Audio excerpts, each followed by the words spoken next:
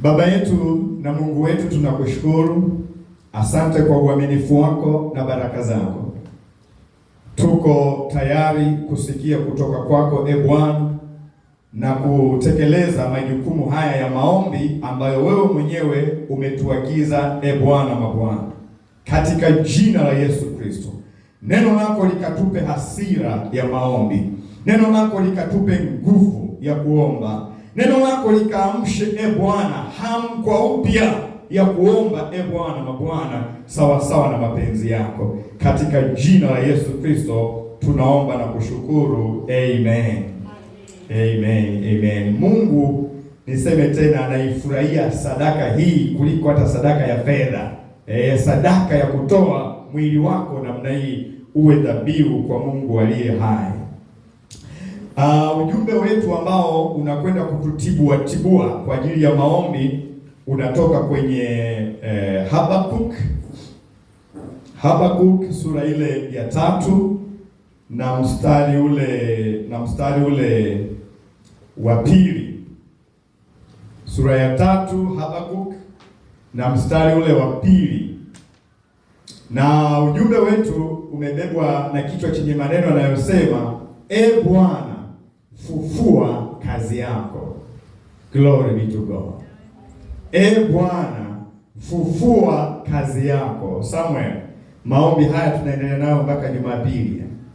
Kufufua, tunataka kwa neema ya Mungu kufufua, na tutakwenda nayo, tutayakamilisha siku ya tarehe 1 mwezi wa 5, wakati watu wanasherekea siku ya mfanyakazi.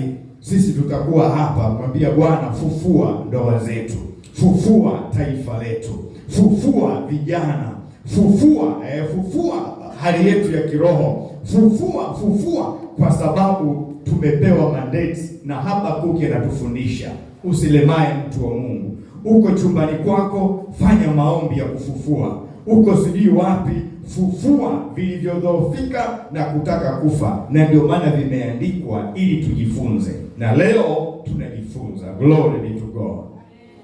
Bwana, fufua kazi yako. Habakuk sura ya 3 mstari wa 2 anasema namna hii: Bwana, nimesikia habari zako, nami naogopa. Bwana, fufua kazi yako katikati ya miaka. Katikati ya miaka tangaza habari yako. Katika ghadhabu kumbuka rehema. Glory be to God. Ngoja nirudie hii mistari. Hii mistari ni mitamu sana. Hebu itafakari kwa moyoni. Maombi haya ya mtumishi wa Mungu ndiyo yawe maombi yetu. Anasema, Bwana, anamuaddress nani? Sio mchungaji, sio nabii, sio mtume. Anamuaddress Bwana mwenye mamlaka yote. Anasema, Bwana, nimesikia habari zako, nami naogopa. Manake na kuhofu wewe. Nimesikia kulicha jina lako kwa sababu ya habari zako. Sio kwamba anamuogopa, anamkimbia. Yani ana hofu ule ukuu wa Mungu, anaogopa. Bwana, fufua kazi yako katikati ya miaka.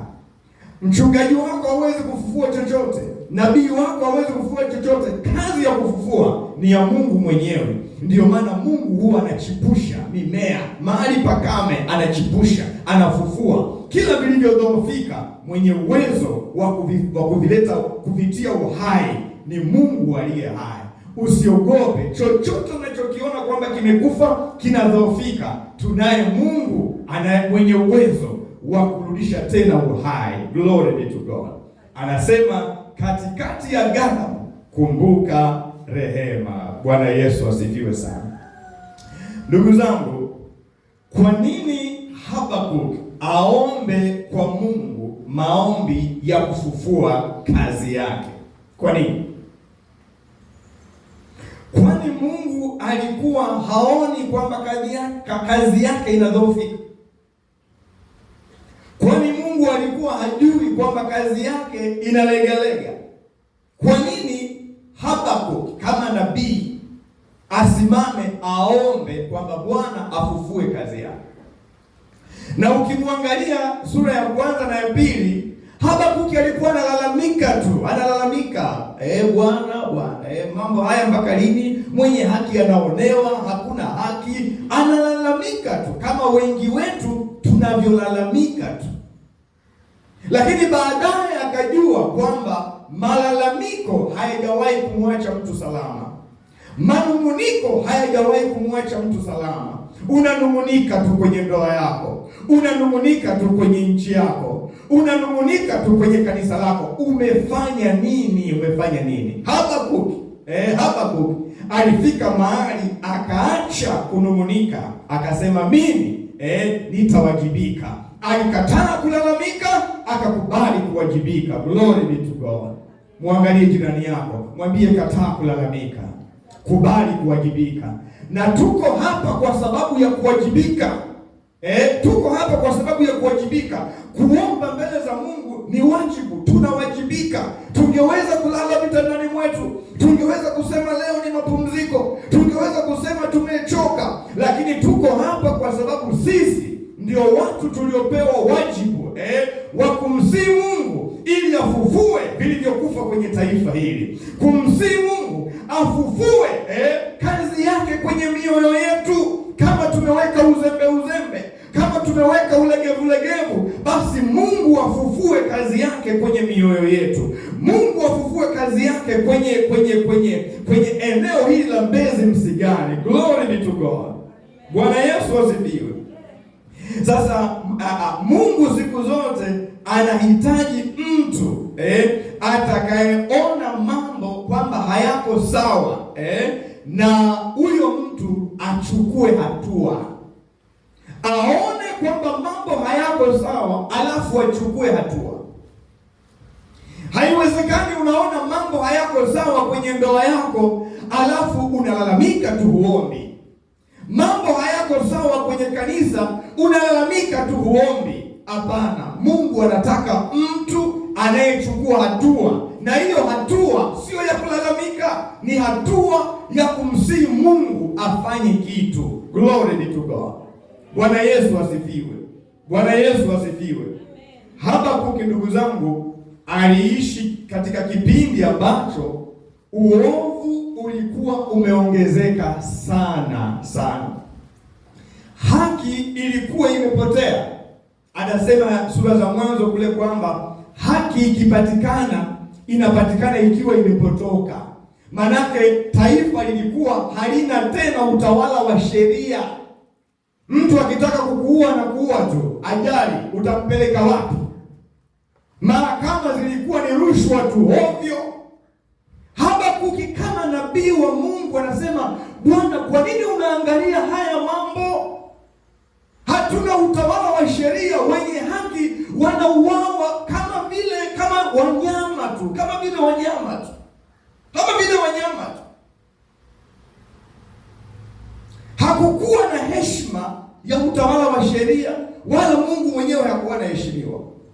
Kwa hiyo Habakuki alilalamika sana mbele za Mungu. Lakini Mungu akamwambia Habakuki kuwa atatumia taifa la Babeli kuadhibu taifa lake.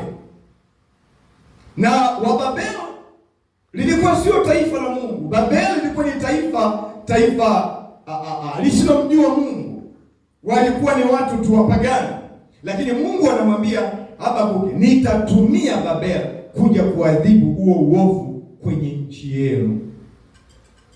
Kwa sababu mambo yalikuwa yamekufa. Mambo yalikuwa yamedhoofika, yamezorota. Hakuna umoja wa kitaifa, hakuna upendano, hakuna haki, ni dhuluma tu. Aliyenacho ndio anamkandamiza asiyenacho. Mambo yalikuwa hovyo. Na hali hiyo unaweza ukaikuta kanisani, unaweza ukaikuta kwenye ndoa, unaweza ukaikuta kwenye taifa liwalo lolote. Sasa hii majibu ya Mungu yalimchanganya sana Habakuki. Kwa nini Mungu mtakatifu atumie taifa ovu kuwaadhibu watu wake? Kwa nini?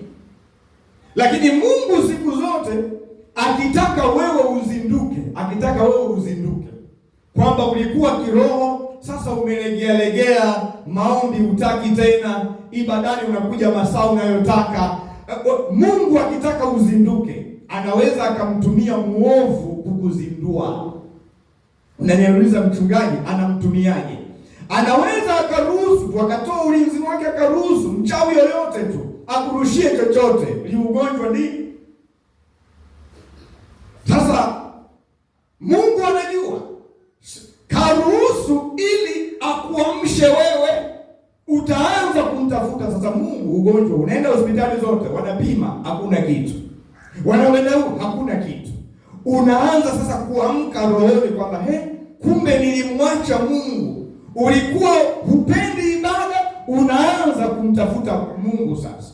Ulikuwa unachelewa ibada, unaanza kuwahi kabla watu hawajafika, ili wewe uanze kuongea na Mungu. Kwa nini? Mungu ameruhusu mabaya ili kukuzindua, lakini sio lengo lake kukuangamiza. Ndio maana anamwambia Habakuki, nitatumia taifa ovu lije liwagonge kwanza ili muweze kuzinduka. Na wakati mwingine Mungu anaweza akaachilia maradhi tu, hata sio kwamba umelogwa, anaachilia tu maradhi ya kusumbue ili uzinduke kwamba umezembea kiroho, kwamba umeiacha kazi yake, kwamba umesahau utukufu wake.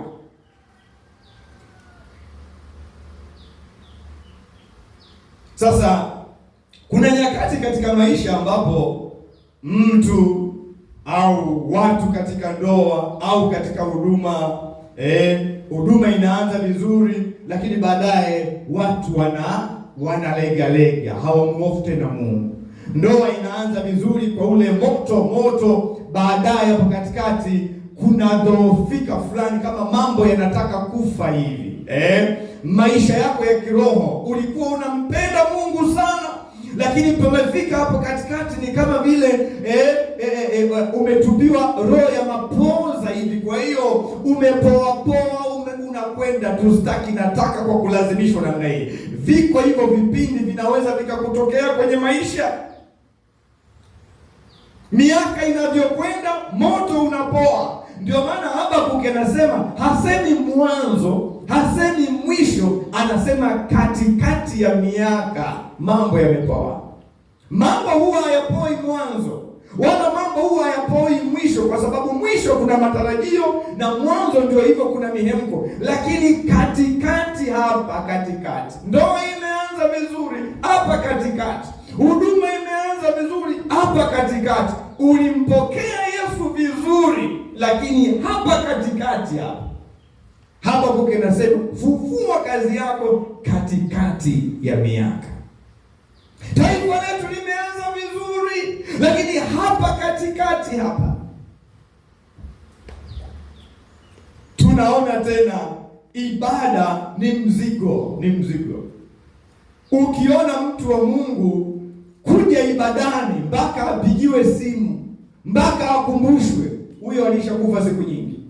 Yaani anamhitaji Mungu tu mwenyewe atumie mbinu zake. Kama atatumia taifa ovu kumwadibisha, sawa. Lakini kama unasubiri, uko wapi, unafanya hivi, umelala, kesho ibada, wewe ujue unahitaji maombi haya kwamba Bwana, fufua kazi yako katikati ya miaka. Huyu mtu amekufa, hajitambui.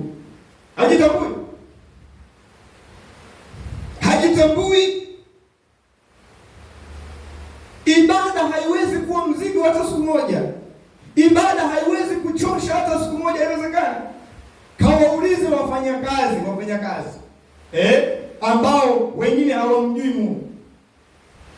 Usiku kama wa leo atakwenda na kunywa mapombe, anaingia disco, kesho saa 12 unamkuta tayari uko ofisini. Lakini mwambie Jumamosi kaenda huko, Jumapili nakwambia nimechoka bwana, wiki nzima nimefanya kazi, nimechoka bwana, siwezi kwenda, hii siku yangu ya kupumzika. Kwa nini usipumzike Jumatatu na unakwenda kazini? Mbona unakwenda kazini na ulilewa mapombe yako na ulichoka, lakini bado unakwenda tena saa 12, wewe ndio wa kwanza pa. Kwa nini ibadani? Huwezi kuona kwamba kuna roho imekukalia. Bwana, fufua kazi yako kwenye mioyo yetu, katikati ya miaka. Glory be to God. Haiwezekani nichoke ibada alafu niweze kwenda kwenye biashara. Haiwezekani nichoke ibada alafu niweze kwenda kwenye kuangalia ndugu. Haiwezekani. Mungu wetu anakuja kama namba moja. Nitachoka kwenye mambo mengine, lakini sitachoka kwenye mambo yoyote yanayomhusu Mungu aliye hai. Glory be to God. Maana yeye ndio ananipa uzima. Ninachokaje? Yeye akichoka kunipa uhai inakuwa. Habakuki alijua kwamba Mungu peke yake ndio mwenye uwezo wa kufufua hali na mambo. Anasema, Bwana, nimesikia habari zako. Yaani ameelewa kwa kutafakari matendo Mungu aliyokuwa anafanya huko nyuma, ya kuokoa, ya kuponya, ya kurejesha uhai. Anasema naogopa sana, naogopa nikitafakari nguvu zako. Na sisi leo tukitafakari jinsi ambavyo amemfufua Yesu kutoka kwa wafu, ninaogopa. Ninaogopa. Jiwe liliwekwa pale, jiwe kubwa kaburini, lakini mwanaume alitikisa namna hii, alitikisa akatoka. Ni nguvu ya namna gani? Ni nguvu ya ninaogopa. Kama Mungu aliweza kumtoa kwa Yesu kutoka kwa wafu, aliweza kumfufua Yesu, anaweza kufufua ndoa inayoelekea kufa. Yesu anaweza kufufua maisha ya kiroho ya mtu mmoja yanayoelekea kufa. Yesu anaweza kufufua taifa linaloelekea kufa. Yesu anaweza kuchipusha karama zilizopotea na kufa. Yesu anaweza kuchipusha mahusiano yaliyopotea. Yesu anaweza kuleta uhai mpya uliopotea. Haleluya kwa mwana kondoo. Unamwamini Yesu yupi wewe? Namwamini Yesu anayeweza kufufua vitu, anayeweza kufufua mahusiano, anayeweza kufufua hali zilizokufa, anayeweza kuleta uzima. Huyo ndio Yesu tunayemwamini hapa Potters. Glory be to God. Na leo maombi yetu ni maombi ya kufufua chochote unachokiona kilichodhoofika. Kama ndio wewe umedhoofika kwenye mambo ya ibada, mwambie Bwana, nafufua ndani yangu hali ya kupenda ibada, nafufua ndani yangu hali ya kumtolea Mungu aliye hai. Nimedhoofika sana, ninatoa mahali pengine, lakini simtolei Mungu aliye hai. Leo nafufua kwa jina la Yesu. Nafufua hali ya maombi iliyokufa ndani yangu. Fufua mtu wa Mungu, fufua.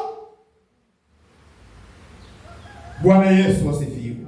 Sasa kwenye hii kisa hiki tuna mambo kama 3-4 ya kujifunza kwa haraka. Jambo la kwanza tunaona hali ya kufa kwa kitu. Hiyo jambo la kwanza, hali ya kufa kwa kitu. Hiyo ni jambo la kwanza, hali ya kufa kwa kitu. Habakuki mpaka anasema, Bwana, fufua. Maana yake ameona kwamba kuna hali ya kufa kwa kitu, au kuna hali ya kudhoofika. Kama sio kufa, kitu kinaelekea kimekuwa kinyonge, kinadhoofika, kimeishiwa nguvu. Anaposema fufua, sio lazima kitu kiwe kimekufa. Hapana. Nilikuwa naangalia zile lugha za mwanzo kabisa za Kiebrania na Kigiriki. Anaposema fufua, wakati mwingine ni kitu tu kimekosa nguvu, kimedhoofika, kimekuwa kinyonge, kimepewa roho ya mapooza, kimepooza. Sasa hapa unasema hatukutakiwa watu tuliokoka tuwe tumepooza namna hiyo. Hatukutakiwa tuwe wanyonge namna hiyo. Hatukutakiwa tuwe tumezubaa, hatufanyi kazi ya Mungu. Anambia, Bwana, fufua kazi yako. Glory be to God. Bwana Yesu asifiwe. Haleluya. Haleluya. Kwa hiyo kazi inaweza kufa, inaweza kudhoofika kabla ya mwisho. Kuna vitu ndugu zangu havifi ghafla, bali vinaanza kudhoofika, vinaanza kufifia. Hata wewe kiroho huwezi kufa ghafla, haiwezekani. Utaanza kwanza mdogo mdogo kudhoofika. Unaanza ibadani, kuchelewa. unaanza upendi tena ibada, unakuja leo, kesho huji, hivyo kusoma neno la Mungu tena utaki, uko bize na kazi zako, maombi ndio ya kugusagusa, mdogo mdogo wewe umedhoofika, na mwisho unakoelekea unaelekea kufa. Neno la Mungu likufungue kwamba unahitaji wewe binafsi kumwambia Bwana, fufua kazi yako ndani ya moyo wangu. Nahitaji moto ule wa kukupenda. Nahitaji moto ule wa kupenda mambo yako. Nahitaji moto ule wa kusoma neno lako bila kuhimizwa. Moto ndani. Fufua kazi yako ndani ya moyo wangu. Bwana Yesu asifiwe. Bwana Yesu asifiwe. Kwa nini una moto wa kufanya biashara, hauna moto wa kumpenda Mungu? Kwa nini una moto wa kuwahi eneo lako la biashara, hauna moto wa kuwahi ibadani? Kwa nini? Kwa nini? Unaelekea kufa kiroho. Kufa kiroho. Kwa nini ulikuwa una moto wa kumpenda mkeo, sasa haupo tena, unapenda wake wa wenzio? Kwa nini ulikuwa una moto wa kupenda mmeo, sasa unapenda waume wa wenzio? Moto unazimika huo. Mwambie Bwana, rejesha. Ulikuwa una moto mzuri tu wa kumpenda mchungaji wako na kumwombea, lakini moto, mwambie Bwana, fufua kazi yako. Huyu ni mtumishi uliotupa, ni zawadi umetupa kwa ajili ya maisha yetu. Fufua kazi yako, tumpende mtumishi wako, tumuombe. Glory be to God. Imani yako, maisha yako ya kiroho yamedhoofika katikati ya miaka. Maisha yako ya maombi yamefifia katikati ya miaka. Maisha yako ya ibada yamedhoofika, yanaelekea kufa. Ibada mtu anasema ibada zinachosha Bwana. Mifungo unaona ni kero, huduma imekuwa mzigo, mazoea, ndoa hazina furaha. Bwana, fufua kazi yako. Glory be to God. Ufunuo sura ya 2 mstari wa 4 anasema, umeuacha upendo wako wa kwanza. Maana yake unaelekea kufa. Rejea kwenye upendo wako wa kwanza, ulivyokuwa unampenda Mungu. Rejea. Ulivyokuwa unapenda kutumika nyumbani mwa Bwana. Rejea. Ulivyokuwa unampenda mume wako. Rejesha. Ulivyokuwa unapenda kazi ya Mungu. Rejea.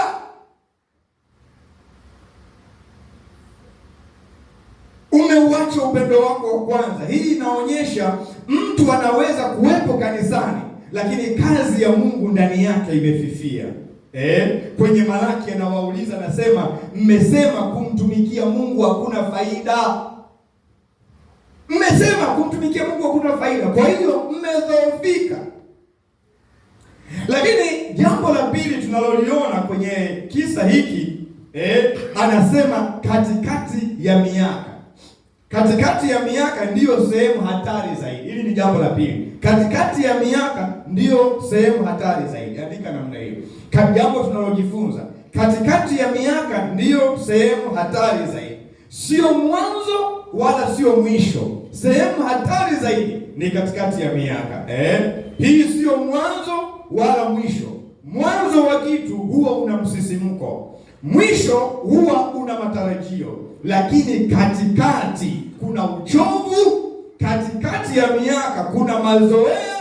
Katikati ya miaka kuna kukata tamaa, na hapo ndipo wengi huacha huduma. Hapo ndipo wengi hupoteza maono. Hapo ndipo wengi huacha kuimba. Hapo ndipo wengi hurudi nyuma kiroho. Hapo ndipo wengi ndoa zinakufa. Bwana, ombi letu mchana huu wa leo, fufua kazi yako katikati ya miaka. Yuko wapi mtu wa Potas atakayepata hasira ya Mungu namna hii? Amepiga magoti na kumwambia Bwana, sihitaji kudhoofika, nahitaji Bwana ukafufue. Washa kwa upya moto ndani yako wa kukupenda wewe Mungu uliye hai. Haleluya kwa mwana kondoo. Mchungaji wako hawezi kukufanya umpende Mungu hata angefanya namna gani, lakini Mungu aliye hai ana uwezo. Mwendee huyo, mwambie huyo, muombe huyo, atakusaidia. Jambo la tatu tunalojifunza hapa ni kufufua Jambo la tatu ni kufufua au maombi ya uamsho. Unaweza ukaandika kufufua au maombi ya uamsho. Habakuki anasema fufua kazi yako. Maana yake ni maana yake amsha kwa upya, leta uhai, leta moto, leta huisha ndoa yangu, huisha maisha yangu. Uamsho ndugu zangu hauji mpaka umeombwa. Wewe unakaa tu unaiona ndoa hiyo inakwenda, ndoa hiyo umekaa tu. Unaona kabisa hali yako ya kiroho, ulikuwa muombaji, sasa unalala bila kuomba, unaamka hivyo tu. Na wewe unaangalia tu wala umwambii Mungu nahitaji uamsho. Hautakujilia uamsho. Ni lazima uzinduke, ujue kwamba umelala usingizi. Kwa hiyo mwambie Bwana, nahitaji uamsho mkubwa. Uamsho hauji isipokuwa umeombwa. Glory be to God. Ili kumfanya Mungu atende, lazima tumuombe. Kwa hiyo anaposema fufua, maana yake namwambia Mungu rudisha uhai. Fufua maana yake washa moto. Fufua maana yake rudisha nguvu iliyopotea. Tumedhoofika mno, rudisha nguvu. Fufua maana yake huisha kitu kilichokufa, leta nguvu upya. Tumechoka Bwana, tumechoka. Na tunachoka kwa mengi, wakati mwingine matatizo ya maisha, struggles, tunachoka, tunadhoofika. Tunahitaji kumwambia Mungu fufua, washa upya moto ndani yetu. Zaburi ya 85 mstari wa 6 anasema, je, hutatufufua tena ili watu wako wakufurahie? Utakataa kutufufua? Hutatufufua tena? Maana yake furaha haiwezi kuja kwenye ndoa yako kama Mungu hajakufufua. Furaha ya kiroho haiwezi kaja kwenye maisha yako kama mtu binafsi kama Mungu hajakuhuisha, kufufua, ukamuona katika uzuri wake ule tunaotakiwa kumuona nao. Huwezi kuona furaha katika huduma kama Mungu hajatufufua. Utaona huduma mzigo, utalalamika tu, utasema mimi.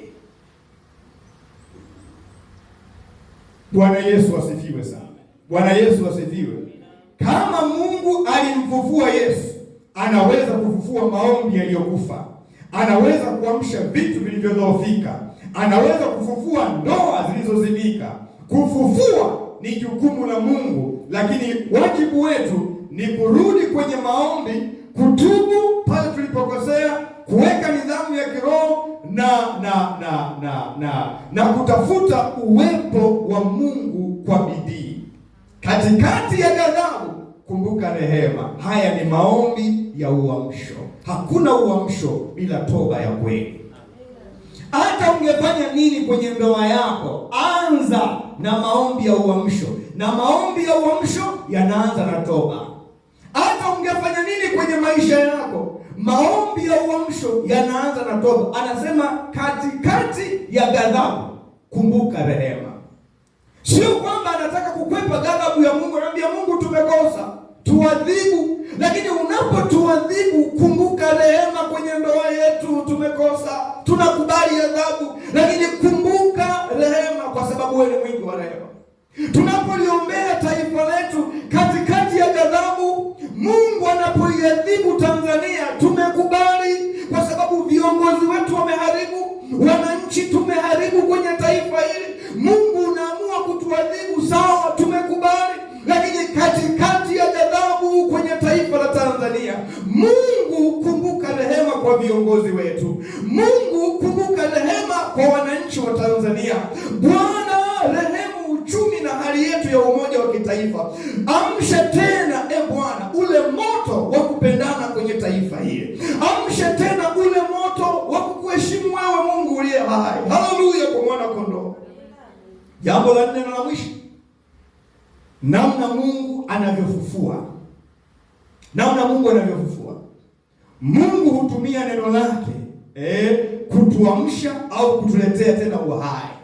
Anasema kwenye Waebrania sura ya 4 mstari wa 12, neno la Mungu li hai, tena lina nguvu, lina ukali kuliko upanga wowote ukatao kuwili. linagawanya nafsi na roho, mafuta na viungo. Ni jepesi kuyatambua mawazo na makusudi ya moyo. Neno la Mungu li hai. Mungu anapokuletea neno lake, anakuamsha, akuletee uhai, akuletee uzima, akuletee moto tena. Ndiyo maana choka vitu vingine vyote, usichoke kusikia na kusoma na kutafakari neno la Mungu aliye hai. Ndiyo maana kwenye Yohana sura ya 6 mstari wa 63 anasema, maneno haya ninayowaambia ni roho tena ni uzima.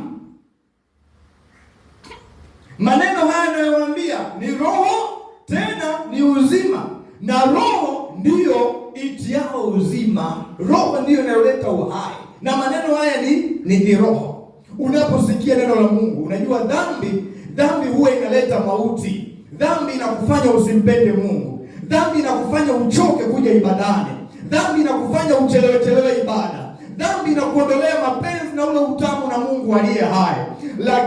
Lakini neno la Mungu linapokuja linakupa uzima, linakupa uhai, linafufua kile ambacho dhambi imeua, linakufanya unakuwa mpya tena. Ndio maana maombi yetu mchana huu leo, Bwana fufua kazi yako. Glory be to God. Nikiunganisha na hiyo, napenda pale Ezekiel Mungu alipomwambia tabiri juu ya mifupa hii. Maana alikuwa anamwambia haya, fufua sasa. Leo tuna kazi moja tu ya kumwambia Bwana, nafufua ndoa yangu, na tabiri maisha yangu ya kiroho yakafufuke kwa jina la Yesu. Kama dhambi iliua, nafufua kwa damu ya Yesu. Nafufua utumishi wa Mungu aliye hai hapa Potas kwa damu ya mwana kondoo. Tunafufua kama roho ya uchawi imeua watu wasimpende Mungu kwenye eneo hili, Baba, tunatamka kwa jina la Yesu, tunafufua. Nahitaji kumwona mtu mwenye hasira ya kimungu anayetaka kuona watu wote kwenye mji huu tunamwendea Mungu aliye hai. Kama kuna watu ni wavivu wa ibada, hawaendi kwenye kanisa lolote, wanalala nyumbani, mwambie Bwana, napeleka nguvu ya ufufuo. Kama ulimtoa Yesu kaburini, watoe wanaolala nyumbani, watoe wazembe kwa jina la Yesu Kristo aliye hai, wakafufuke. Glory be to God. Bwana Yesu asifiwe. Inawezekana imani yako imedhoofika, moto wa huduma umepoa, bidii ya ibada na kumpenda Mungu imetoweka, hofu ya Mungu imekufa, maisha yamekuwa ya kawaida tu. Leo tumwambie Bwana, katikati ya ghadhabu kumbuka rehema. Tuamshe, fufua kazi yako, fufua nchi yetu, fufua taifa letu. Glory be to God. Bwana Yesu asifiwe. Muulize jirani yako, uko tayari kuomba sasa? Uko tayari kufufuliwa? Kama amekaliwa na ibilisi na huo uchovu, mwambie tunautoa katika jina la Yesu Kristo aliye hapa. Ni maombi mpaka kieleweke. Glory be to God. Bwana Yesu asifiwe. Na desturi ya mwili, unajua mwili hata kitandani pale, ukiusikiliza tu ingekula kwako, lakini ukisema hapana, na wenyewe unaitikia. Kwa hiyo hebu usiuruhusu mwili uchoke. Waimbaji mko wapi? Mngekuwa mmeshafika hapa mbele kutupa wimbo wa kuabudu, na kote yatakuwa natupeleka kwenye hebu fuatilia kwa makini, tafuta kona yako. Ukitaka kutembea, ukitaka fanya hivyo, na wakati huo utakuwa sadaka yako unaiombea pia. Tutatoa pale mwishoni. Ambatanisha maombi yako na sadaka yako kwa Mungu aliye hai. Mwambie Bwana, nafufua maisha yangu na sadaka yangu. Nakupa hiyo nafasi uombee na sadaka yako, alafu tutatoa kule mwishoni tunapomaliza maombi yetu. Glory be to God. Pokea hasira ya Mungu kwa ajili ya maombi saa hii. Viko vitu vingi, kama sio kufa vinakaribia kufa. Kataa kwa watoto wako, kwa mume wako, kwenye taifa lako. Hebu jitie nguvu kwa Bwana. Tuna masaa machache tu ya kwenda mbele za Bwana. Simama kwa miguu yako, sikia kumwabudu Mungu. Ukiweza kupiga magoti sawa, ukiweza kutafuta kona yako. Ni lisali moja, ama za shetani ama za kwetu. Lazima tumgaragaze na lazima tulitie jina la Bwana ili Mungu aweze kufanya kitu. Haleluya kwa mwana kondoo. Glory be to God.